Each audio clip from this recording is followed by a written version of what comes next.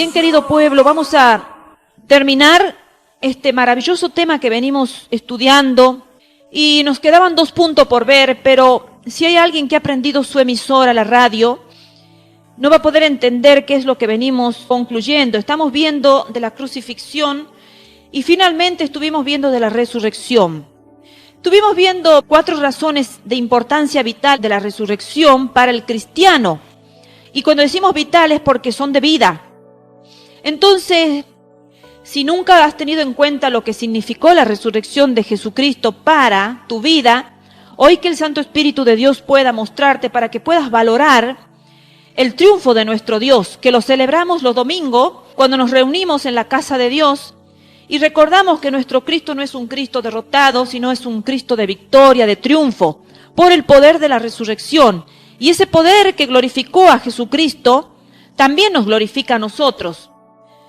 Y hemos visto que los 2 primeros puntos, vamos a hacer un repaso nada más.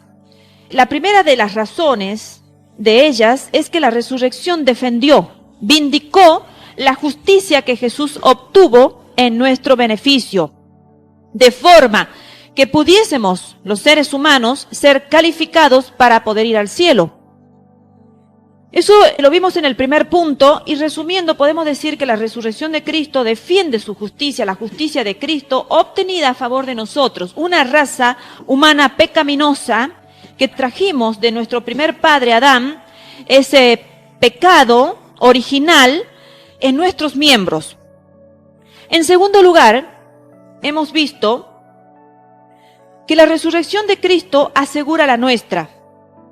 Por eso es que dijimos al principio que el poder de la resurrección tiene valor en nuestro Señor Jesucristo, que venció la muerte, venció el pecado y se declaró en victoria. Y por eso es que nosotros en el nombre de Jesucristo somos más que vencedores. En el nombre de Jesucristo, no por nuestros méritos, porque nosotros somos simples seres humanos, pecaminosos, pero por la victoria de nuestro Señor Jesucristo es que nosotros también somos vencedores. De todos aquellos, por supuesto, que también quieren morir juntamente con Cristo, eso lo hemos explicado, cómo el cristiano debe, si quiere participar de esa resurrección gloriosa, que algunos la experimentarán a la muerte aquí en la tierra, otros no. Yo por lo menos albergo la esperanza de irme con el Señor en el rapto. Y creo que todos los seres humanos albergamos esa esperanza.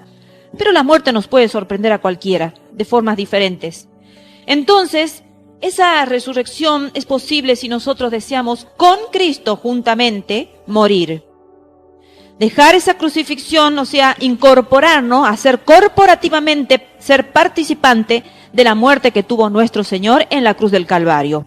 Esa muerte que nuestro Señor la vivió y la experimentó, la gustó a esa muerte, nosotros nos hacemos partícipe cuando morimos al pecado, cuando dejamos todas aquellas cosas de la vieja manera de vivir y empezamos a crucificar, a despojarnos de todos aquellos harapos, de esos trapos viejos, de esos trapos de inmundicia. Empezamos a despojarnos porque el camino de muerte son trapos de inmundicia. Y el Señor inmediatamente nos empieza a trasladar al reino de la luz, al reino admirable de su luz incomparable. Empezamos ya a transitar los senderos que transitó Jesucristo en la resurrección. Empezamos a caminar porque dice que inmediatamente el Señor ya nos sentó en lugares celestiales. Entonces empezamos a disfrutar y a vivenciar en el Espíritu lo que es estar sentado en esos lugares espirituales. Y es maravilloso, pero eso se aprende cuando empezamos a morir a la carne. Cuando empezamos el proceso de crucifixión, el Espíritu se empieza a vivificar. La carne se empieza a vivificar, entonces ya no vivimos en la carne, sino empezamos a vivir en victoria en el Espíritu. Bueno, esos son los 2 puntos que vimos. Y hoy vamos a ver el tercer punto, la tercera razón, por la cual es importante la resurrección de Cristo para todo cristiano. La resurrección de Cristo hace posible su ministerio intercesor en el santuario celestial. En la Biblia nos habla muy claro el Señor.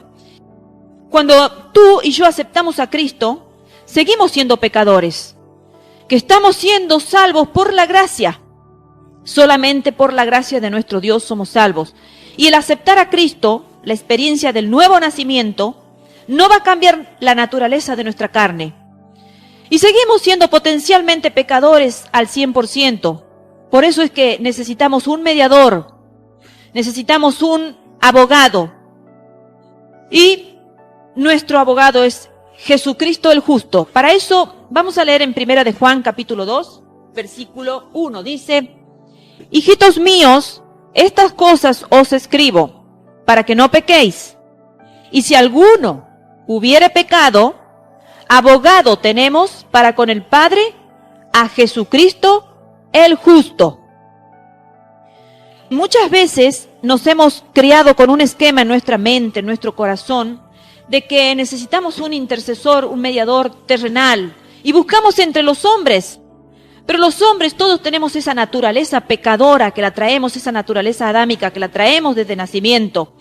Y por eso es que la Biblia dice que necesitamos un abogado, un mediador, y dice, 1 de Juan, a Jesucristo el justo. Porque la Biblia dice, por cuanto todos pecaron y están destituidos de la gloria de Dios, y no hay justo ni aun uno, pero sí hay uno que es justo, Jesucristo, el único que puede ser nuestro abogado y nuestro mediador. Y mientras seamos pecadores, amigos, tenemos un mediador, puesto que Jesús conquistó la muerte, ascendió al cielo y está ahora sentado a la diestra de Dios Padre, viviendo siempre, constantemente, para interceder por nosotros. Fíjense en que acá en la tierra cuán difíciles se hacen a veces las situaciones cuando necesitamos justicia, porque los hombres y mujeres que son abogados pueden interceder de una manera limitada, porque son personas y pueden ejecutar un juicio medianamente justo. Muchas veces salen favorables los juicios, pero en otras veces el veredicto no es nada de justo, es injusto, porque son seres humanos que por más estudios y altilocuencia que tuvieran, las situaciones de pecado a veces son muy complicadas. Las situaciones legales muchas veces son muy difíciles de poder defenderlas, porque vemos que estamos en un reino donde quien está gobernando ahora es el príncipe de las tinieblas, Satanás. Entonces él se encarga de que muchas evidencias sean sacadas para que no queden para un justo veredicto, un justo juicio. Entonces por eso es que muchas veces es difícil juzgar un caso, porque las evidencias son tapadas, adulteradas. ¿Cuántas veces se hacen análisis de sangre y hay adulteración? Porque todo ha sido trabajado por la mano del hombre, incentivado, hostigado por el enemigo que es Satanás.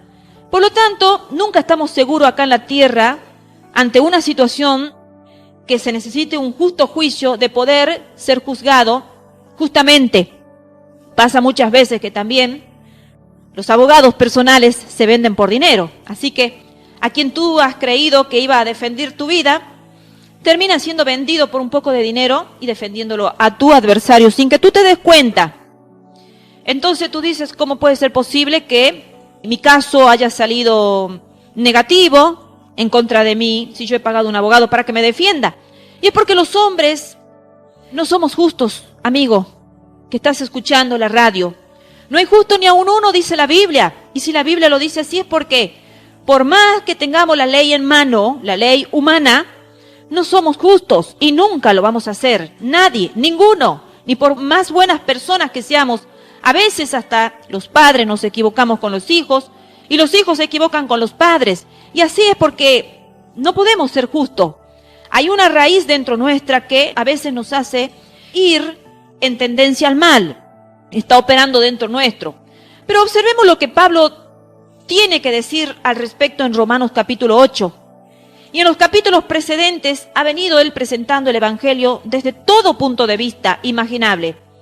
Comienza allí en Romanos capítulo 3, versículo 21, y prosigue hasta el capítulo 8, versículo 30, para concluir su exposición con la siguiente pregunta.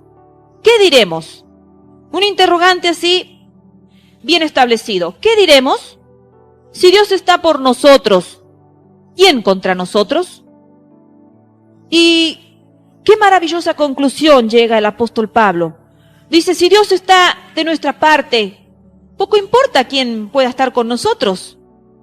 Tenemos un abogado, tenemos un mediador, tenemos un intercesor que no falla, Jesucristo el justo. Los hombres no somos justos por más que nos esforcemos, en toda justicia nos esforcemos, nunca vamos a llegar a poder ser como Jesucristo el justo. Él es el mediador justo, el abogado, el intercesor, quien puede defender tu causa. Cierto que el diablo nos puede acusar día y noche, tal como lo indica Apocalipsis capítulo 12, versículo 10. Dice, entonces oí una gran voz en el cielo que decía, ahora ha venido la salvación, el poder y el reino de nuestro Dios, y la autoridad de Cristo, porque ha sido lanzado fuera el acusador de nuestros hermanos, el que los acusaba delante de nuestro Dios día y noche. El acusador que nos está acusando ante el Padre día y noche es el diablo. Pero tenemos un abogado, Jesucristo el justo. Y allí leemos en Romanos capítulo 8, versículo 34, continúa el apóstol Pablo diciendo, ¿quién condenará? Y es el diablo quien condena. Y muchas veces las personas nos condenan, hostigadas por el enemigo de nuestras vidas. Pero Cristo, dice el apóstol Pablo, Cristo es el que murió. Recuerda, murió para quitar nuestra condenación y además está a la diestra de Dios. Intercede por nosotros. Pablo dijo que Jesús resucitó para nuestra justificación. Allí en Romanos 8:34 dice, Cristo, quien conquistó la muerte, está ahora sentado a la diestra de Dios, intercediendo por nosotros. Por lo tanto, a veces se nos cruzan por la mente, cuando estamos en aflicciones, cuando estamos frente a injusticias, cuando estamos frente a situaciones que no la podemos solucionar humanamente. Se nos pasan por la cabeza tantos pensamientos y decimos, Dios es injusto. Pero no es así, hermanos. La injusticia está acá en el mundo. Porque quien está gobernando las mentes de las personas es Satanás. Pero hay alguien que está intercediendo por nosotros, allí en los cielos. Y por eso tenemos que aprender a confiar que aunque todo nos vaya mal, a su debido tiempo tendremos la justicia. Dios es justo y Él es el que está abogando nuestras causas, aunque nos parezcan eternos los tiempos. Como muchas veces he conversado con personas que me dicen, yo ya estoy cansada, yo ya estoy cansado de tanto tiempo de dolor, de tanto tiempo de injusticia, tanto tiempo de situaciones en mi vida, que yo ya no sé más cómo pelearla, yo ya no sé más cómo seguir adelante, yo ya no sé más cómo seguir viviendo. Y por eso es que muchos llegan a quitarse la vida, porque no encuentran solución a sus problemas. Todo lo que los rodea es injusticia, la familia que los rodea es injusta, quizás en el trabajo donde están, todo es injusto, el sueldo que ganan no es justo. Las situaciones a diario que les toca vivir son injustas. Y entonces empiezan a pensar, Dios no piensa en mí. Pero es ahí cuando más que nunca tenemos que agarrarnos de la cruz de Cristo. Agarrarnos y no soltarnos. Ahí es, en esos momentos. Lo que pasa es que las personas en ese momento se sueltan de la cruz de Cristo. Entonces al soltarte de la cruz de Cristo ya no tienes un abogado que siga intercediendo por ti.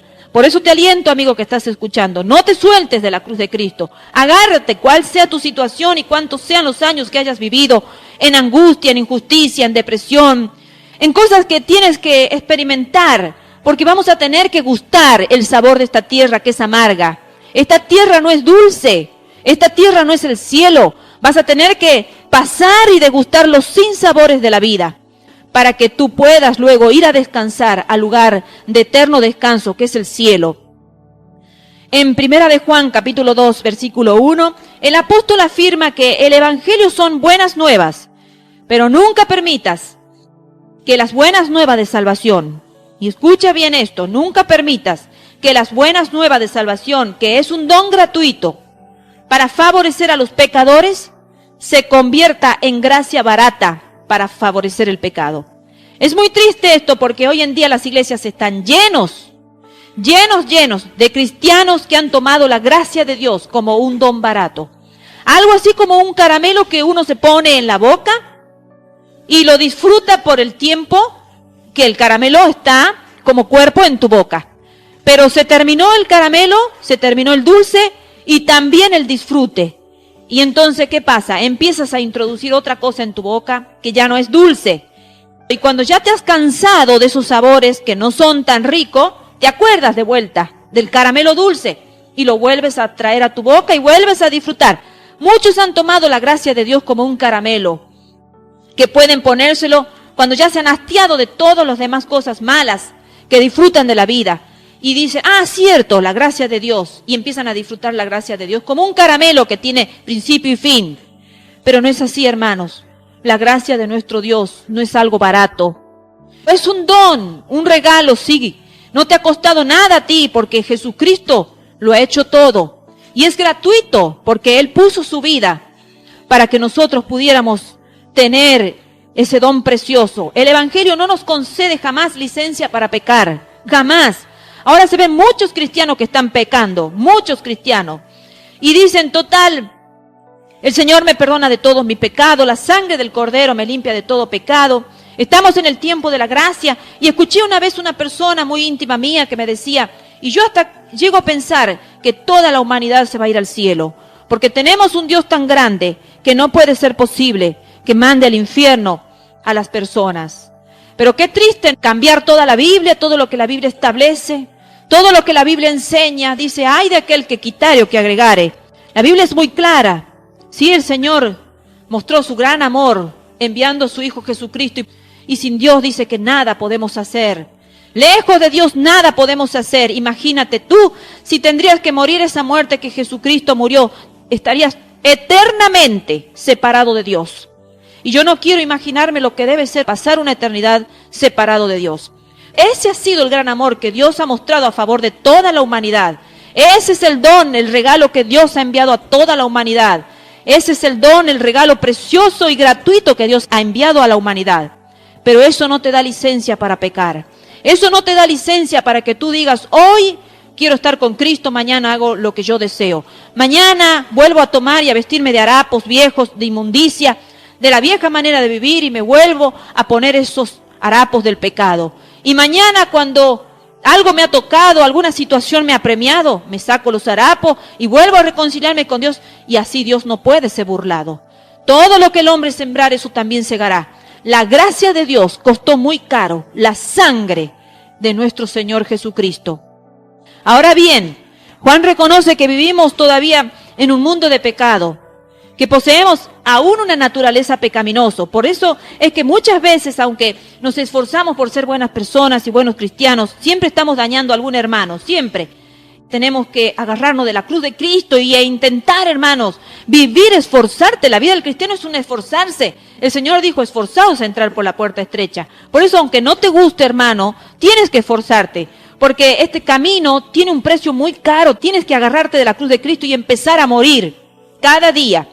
Caemos en el pecado porque fallamos en aprender bien la lección de lo que significa andar en el Espíritu. No es fácil andar en el Espíritu, no es fácil. Y la gente que no anda en el Espíritu te va a rechazar. ¿No te ha pasado que hay personas que ni siquiera te pueden mirar a los ojos? ¿No te ha pasado que hay personas que cuando empiezas a conversar con ella, no quieren seguir conversando contigo? ¿O no te ha pasado que hay personas que no soportan ni siquiera pasar por tu lado? Porque el que no anda en el Espíritu anda en la carne. Y obviamente son dos cosas que se repelen, no se aguantan, no se soportan. Ni la carne soporta al Espíritu, ni el Espíritu soporta a la carne. Por eso están continuamente en lucha, hasta que uno de los dos le gana a su contrincante. Y así es, hermanos. Tenemos que aprender bien la lección de lo que significa andar en el Espíritu. Y así, en 1 de Juan, capítulo 2, versículo 1, leemos que dice, hijitos míos, como recién lo hemos leído, esto os escribo para que no pequéis. Y aquí fíjense en que emplea el tiempo verbal presente, para que no pequéis, presente. Pero dice, pero si alguno hubiera pecado, y allí emplea ya el tiempo pasado, o sea, el tiempo pasado histórico. Todo lo que es historia es pasado. Pero dice, si alguno hubiere pecado, abogado tenemos ante el Padre. ¿A quién? A Jesucristo el justo. Y así, la resurrección de Cristo hace posible que tengamos a la diestra de Dios un intercesor en representación de los creyentes. ¿Quién es ese intercesor? A Jesucristo. Así lo dice la Biblia. A Jesucristo el justo. Él es nuestro intercesor. Veamos un texto más en relación con esto. Hebreos fue dirigido a los cristianos judíos que estaban en peligro de dar la espalda a Cristo y de volver al judaísmo. Porque eso es lo que se estaba viviendo y eso es lo que muchas veces también en el presente se pasa. Que hay muchos que dejan la idolatría, los caminos equivocados y empiezan a mirar a Cristo, pero pasado un tiempo quieren dar las vueltas a Cristo y volver a su vieja manera de vivir. Eso es lo que le estaba pasando allí a los judíos. Entonces, Hebreo justamente fue dirigido primariamente a los cristianos esos judíos que estaban en el peligro de dar la espalda a Cristo y volverse al judaísmo. Y el autor de Hebreos, que en mi opinión personal es Bernabé. Y yo aclaro, porque la mayoría dicen que el libro de Hebreos fue escrito por el apóstol Pablo. No es para entrar a disensiones si fue Pablo, si fue Bernabé. Yo pienso que fue Bernabé por el espíritu sacerdotal que tiene la epístola a los Hebreos y por el espíritu levítico, por ese lenguaje levítico que fue escrito el libro de los Hebreos. Que en realidad Bernabé, que es un gran siervo de Dios lleno del Espíritu Santo, venía de esa descendencia levítica sacerdotal. Pablo no venía de un orden sacerdotal ni levítico, pero no importa, sea cual fuera de los dos siervos estos, grandes siervos de Dios, esta epístola aclara a Bernabé o Pablo en su epístola que Cristo es la realidad de todo cuanto había sido bosquejado en el Antiguo Testamento. Entonces, aquí es aclarado, Cristo ya es la realidad, es la verdad. Ya no es solo el bosquejo ese del Antiguo Testamento. Y por ser la sustancia y realidad de todo lo prefigurado, es superior a todo cuanto pudiera haberse dado a los judíos en el Antiguo Testamento, o sea, el Viejo Pacto. ¿Se entiende? O sea, lo que antes era solamente un bosquejo, ahora es la sustancia y ahora es la realidad. Cristo es la realidad de lo que antes había sido en el Antiguo Testamento solo una prefigura. Ahora ya está la figura establecida, Cristo, nuestro Señor Jesucristo. Leamos ahora Hebreos capítulo 7, 25. Como Jesús permanece para siempre, tiene un sacerdocio inmutable, o sea que no cambia. Por eso puede también salvar eternamente a los que por medio de él se acercan a Dios, ya que está siempre vivo para interceder por ellos. Ahora, en primer lugar, los sacerdotes levíticos del Antiguo Testamento no podían interceder por los judíos. ¿Por qué? Primeramente, porque ellos mismos eran pecadores. Y recordemos cómo en el día de las expiaciones no podían entrar al lugar santísimo sin haber ofrecido antes un sacrificio por sus propios pecados y por los de sus familias. Jesús no tuvo que ofrecer sacrificio alguno por sí mismo, pues Él venció el pecado. Y ni siquiera en un pensamiento consintió al pecado.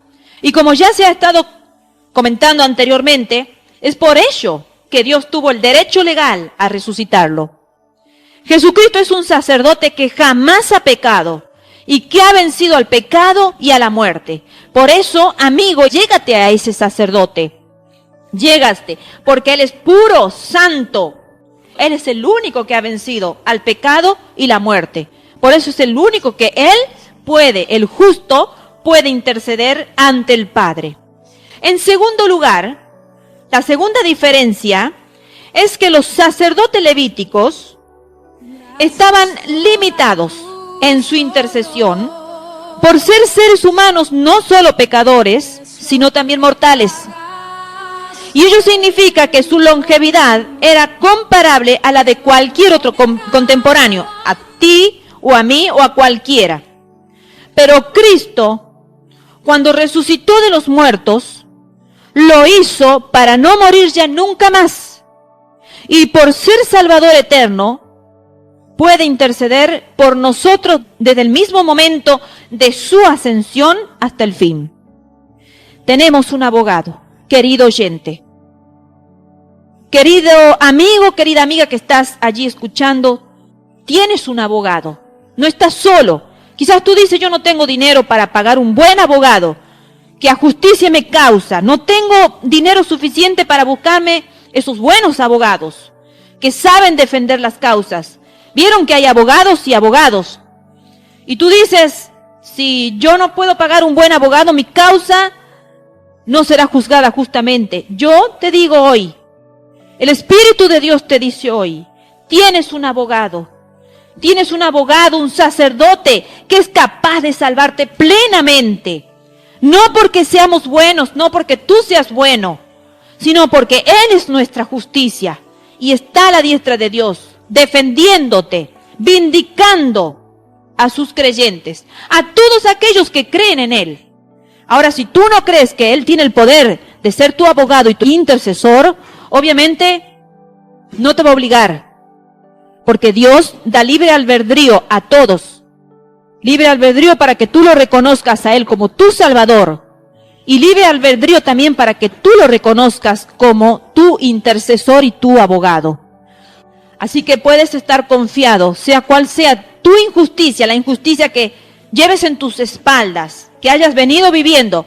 Jesucristo es nuestro abogado, nuestro Salvador, y Él es poderoso para salvar plenamente a todo aquel que se allegue a Dios mediante Él, puesto que no hay condenación para los que están en Cristo, dice su palabra.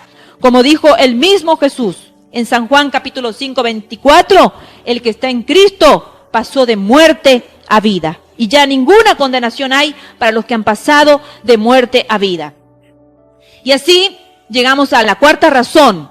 El punto que hemos estado analizando nos lleva finalmente a la cuarta razón importante, por lo que la resurrección es importante para todo creyente.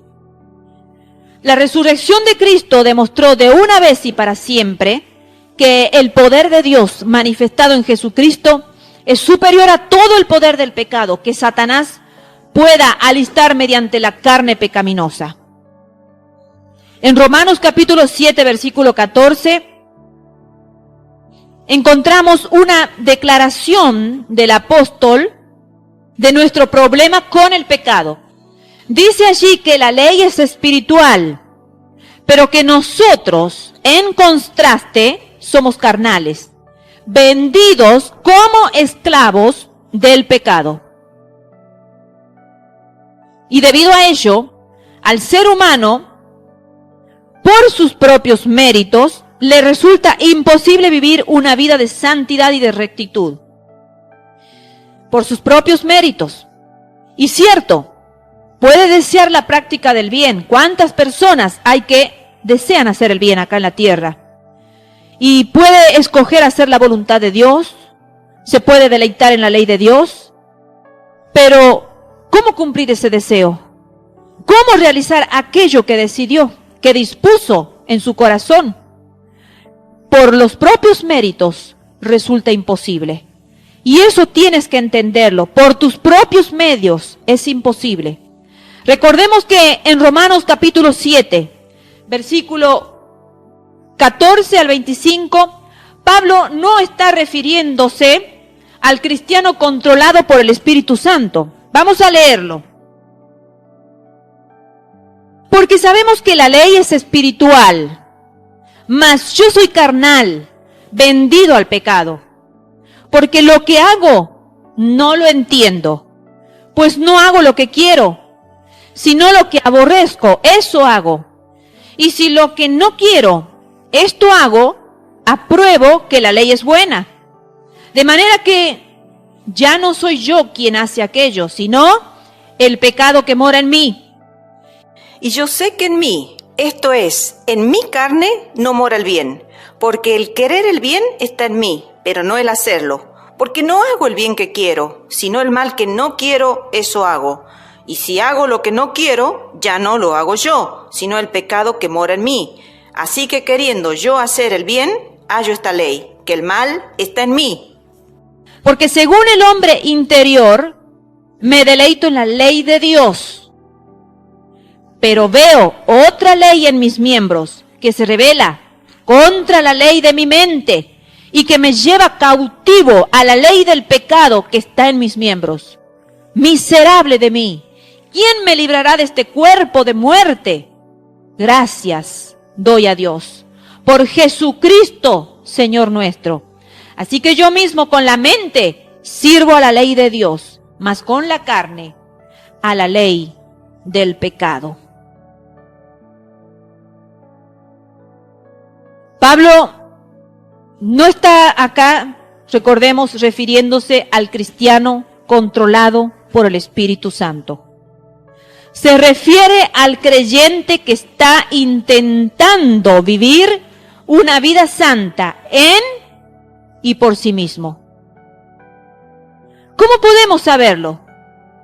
Porque allí en Romanos 7:25, el último versículo que hemos leído, Pablo aclara.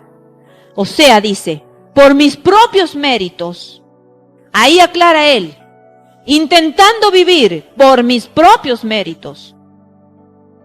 Significa que por mis propios méritos, aparte del Espíritu de Dios, puedo servir a la ley de Dios solo con mi mente. Puedo escoger obedecer su ley, puedo hacer promesas, pero mi carne no me permitirá efectuar lo que he escogido hacer. ¿Se dan cuenta? ¿Por qué a veces hay muchos cristianos en derrota? Porque se proponen, quieren, se disponen, pero dice, pero mi carne no me permitirá efectuar lo que he escogido hacer. Y esa es la razón por la cual cada promesa que hacemos a Dios tiene lamentablemente la fuerza de una tela de araña. ¿Por qué? Porque en mis miembros opera la ley del pecado y yo soy un esclavo de ella. Quizás tú te preguntas si has llegado a este punto, entonces ¿no hay esperanza de conquistar la carne? Y tras haber clamado, lamentando su condición desgraciada, el apóstol dice, allí en la primera parte del versículo 25, gracias doy a Dios por nuestro Señor Jesucristo. Maravilloso nuestro Señor, digno de ser alabado. ¿Cómo no vamos a alabar un Dios tan grande, digno de ser alabado, que nos libra a través de Jesucristo, nuestro Señor?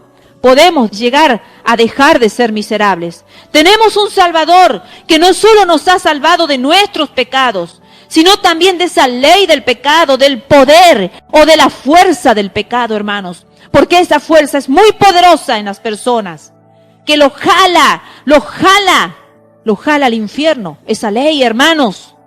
Jesucristo no solo llevó los pecados del mundo, sino que además, como dice Pablo en Romanos capítulo 8, versículo 3, condenó el pecado en la carne. No lo excusó ni lo disculpó, sino que lo venció, lo condenó. ¿Y cuál es la gran prueba de que condenó realmente al pecado en la carne? La resurrección. La resurrección, hermano, al resucitar, Cristo demostró que su poder sobre el pecado es mayor que el poder del pecado en nosotros. Ahora, intentemos explicarlos, quizás un poquito de otra forma. Vayamos al capítulo 15 de 1 Corintios, y ya hemos considerado ese capítulo en lecciones anteriores, pero ahora vamos a dirigir la atención a los versículos 55 y los siguientes. Dice este interrogante, ¿dónde está, oh muerte, tu aguijón? ¿Dónde, oh sepulcro, tu victoria? Ya que el aguijón de la muerte es el pecado, y el poder del pecado es la ley.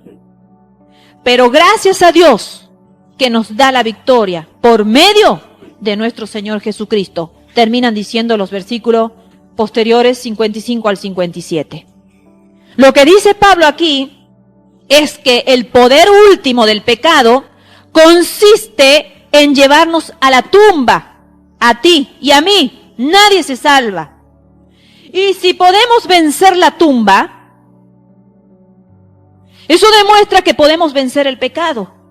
Y nadie, excepto Cristo, ha vencido de por sí la tumba. Nadie, solamente Cristo. Y muchos en la resurrección de Cristo dice que resucitaron de los muertos. Pero ninguno de ellos lo fue por su propia justicia. Resucitaron porque eran creyentes en Cristo. Resucitaron por el poder de Cristo, quien conquistó el sepulcro. Y eso es lo que va a pasar. Todos los que han muerto en Cristo van a resucitar y sus cuerpos van a ser transformados y glorificados para poder ascender a la gloria de nuestro Señor. Vamos a verlo así. El pecado, tus pecados y los míos hicieron que Jesús descendiera a la tumba. No fue su pecado el que lo causó, pues nunca Él cometió pecado alguno. Fue nuestro pecado el que lo llevó al sepulcro, pero nuestros pecados no pudieron retenerlo allí. Y en ello manifestó Jesús su poder sobre el pecado. Así es, queridos hermanos, amados. Dice, estad firmes y constantes, abundando en la obra del Señor siempre, sabiendo que vuestro trabajo en el Señor no es en vano. Termina diciendo el apóstol Pablo en el versículo 58. Te da la esperanza. Quizás tú decías, ¿cómo hago para vencer este pecado que habita en mí? El apóstol Pablo ya te ha dado todo el esquema, ya te ha explicado todo en su palabra. Hemos venido explicando detalladamente y reiterativamente para que tú puedas confiar que tienes un Salvador, un intercesor, un abogado justo que puede vencer, que puede abolir todas tus causas, juzgarlas justamente, porque Él venció a la muerte y a nuestros pecados, por eso resucitó. Nuestros pecados clavaron a Cristo en la tumba, pero no pudieron mantenerlo allí. Mediante el Espíritu fue resucitado de entre los muertos. Y así, por el Espíritu que mora en Él, se revela el poder de Dios contra el poder del pecado. En Romanos capítulo 8, versículo 2, Pablo nos dice que el Espíritu de la vida en Cristo me ha librado del poder del pecado y de la muerte. En otras palabras, en Cristo confluyeron esas dos fuerzas, el Espíritu de la vida y el Espíritu del pecado, que residía en nuestra humanidad que Él tomó. Cristo conoció ambas fuerzas y Dios permitió que nuestros pecados lo llevaran al sepulcro, pero no pudieron retenerlo allí. El Espíritu de vida lo resucitó de los muertos.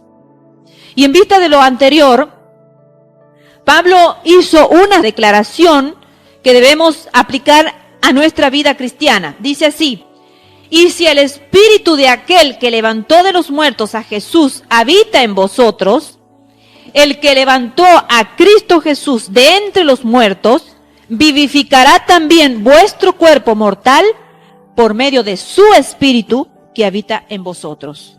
Eso lo tienes en Romanos capítulo 8, versículo 11. Y esa es precisamente la razón por la que Pablo dice en el versículo 4 del mismo capítulo que cuando andamos conforme al Espíritu, se cumple en nosotros la justicia de la ley.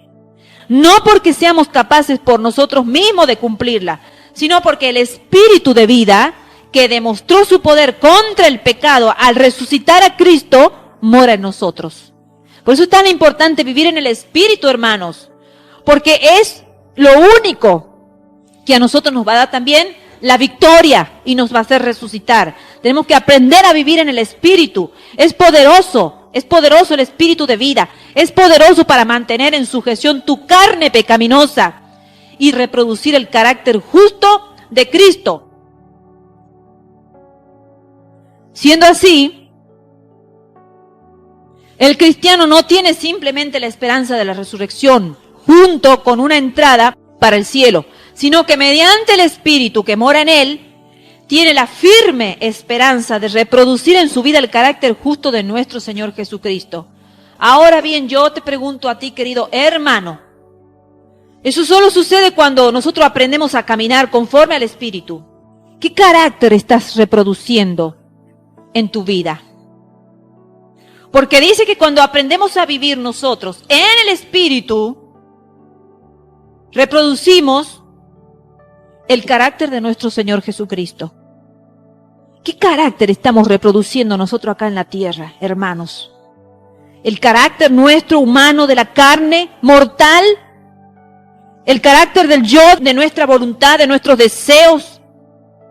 ¿O el carácter de nuestro Señor Jesucristo? El carácter del Espíritu, hermano. Vas a reconocer una persona, vas a reconocer un cristiano si vive en el Espíritu, cuando reconozcas el carácter de Jesucristo en él. Tú vas a decir que tiene esta persona, porque tú la miras a ella, pero no es ella. Tú estás mirando a Jesucristo a través de esa persona. Somos personas, hermanos, que tenemos que reproducir el carácter de nuestro Señor Jesucristo. De otra forma, entonces, no somos semejantes a nuestro Dios. Seguimos caminando a imagen y semejanza nuestra. Seguimos caminando según nuestros deseos, según nuestros trapos viejos de inmundicia, que no queremos despojarnos, hermanos. Porque eso pasa. No queremos despojarnos de esa vieja manera de vivir. De ese yo que viene arraigado a nosotros, hermanos. No queremos. Nos gusta caminar en esa vieja manera de vivir. Pero tenemos que aprender a despojarnos de esa vieja manera de vivir, para poder ser trasladados definitivamente de ese reino de las tinieblas al reino de su luz admirable y poder vivir mediante el Espíritu de nuestro Señor Jesucristo. Fíjense en que una de las últimas cartas que Pablo escribió fue la destinada a los filipenses. Y en ellas encontramos una importante afirmación respecto a sí mismo, que debiera ser la meta de todo creyente que está contendiendo con la carne y con la naturaleza pecaminosa. Allí en el versículo 9 del 3 capítulo, Pablo expone con certeza que su salvación reposa en la justicia de Cristo. Así debiera hacer todo creyente. Dice entonces en el versículo 10, a fin de conocer a Cristo, conocer la virtud de su resurrección y participar de sus padecimientos, hasta llegar a ser semejante a Él en su muerte, para llegar de algún modo a la resurrección de los muertos. Y luego continúa así, no que lo haya alcanzado ya, ni que sea perfecto, o sea, no pretendo haber vencido totalmente a la carne, sino que prosigo por ver si alcanzo aquello para lo cual fui también alcanzado por Cristo Jesús. Es decir, en Cristo soy victorioso. En Él he conquistado ya el pecado. Ese es mi blanco. No considero, dice, ya haberlo alcanzado. Pero una cosa hago. Olvido lo que queda atrás. Que es lo que muchos de nosotros no queremos hacer, hermanos, y por eso seguimos viviendo en la carne. No nos olvidamos lo que queda atrás y lo llevamos como una mochila a nuestra espalda y lo cargamos, y por eso a veces transitamos esta vida como ancianos, agobiados, pesada carga en nuestras espaldas. Pero el apóstol Pablo dice, ese es mi blanco, no considero haberlo ya alcanzado. Pero una cosa hago, olvido lo que queda atrás y me extiendo a lo que está delante y prosigo a la meta, al premio al que Dios me ha llamado desde el cielo en Cristo Jesús. Tú también tienes un llamado, querido amigo. Tú también tienes una meta que alcanzar. El Señor desde el cielo te ha llamado para darte un premio. Como el apóstol Pablo lo está haciendo referencia aquí. No es que solamente el apóstol Pablo tenía una meta, un premio, un llamado. Todas las personas hemos sido llamadas para recibir ese premio, para llegar a esa meta. Y uno de esos premios, uno de esos llamados, hermanos, es la victoria sobre la carne. Cuando tú hayas podido vencer la carne, te vas a sentir un cristiano y una cristiana en victoria. Pero mientras tú andes en la carne, vas a vivir todavía bajo el yugo de la esclavitud, bajo el yugo de Satanás. Y no te vas a sentir en victoria. Te va a venir una prueba, te va a venir una aflicción y vas a quedar tirado ahí en el camino.